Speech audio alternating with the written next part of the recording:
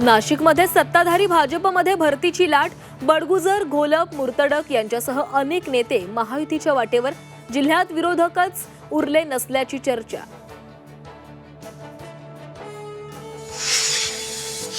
सुधाकर बडगुजरांच्या पक्षप्रवेशाबाबत भाजपमध्ये संभ्रम. बडगुजरांच्या प्रवेशाबाबत मला माहिती नाही.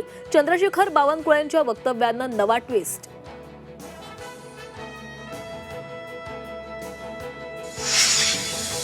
नाशिकमध्ये शिवसेना उद्धव बाळासाहेब ठाकरे पक्षाला दुहेरी धक्का. 5 माजी नगरसेवकांचा उपमुख्यमंत्री शिंदेंच्या उपस्थितीमध्ये शिवसेनेमध्ये प्रवेश.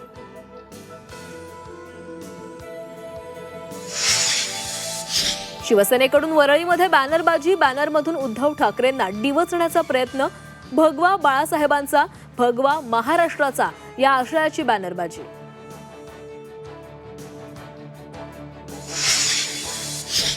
संतोष देशमुख हत्या प्रकरणाची सुनावणी पुढे ढकलली. आता 24 जूनला पुढील सुनावणी.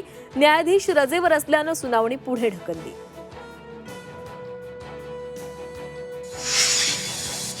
सप्टेंबरपर्यंत वरंध घाट वाहतुकीसाठी बंद राहणार. पावसाळ्यात दरड कोसळण्याचा धोका असल्यानं पुणे जिल्हाधिकाऱ्यांकडून आदेश जारी.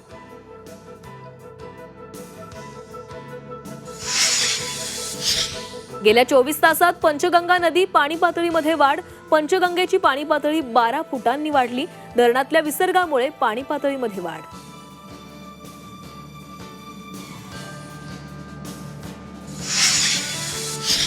साताऱ्यात वाढेफाटा इथं सर्व्हिस रोडवर मोठा खड्डा. वाहन चालकांसाठी जीवघेणा खड्डा. NHAI आणि नगर परिषद दुर्लक्ष करत असल्याचा नागरिकांचा आरोप.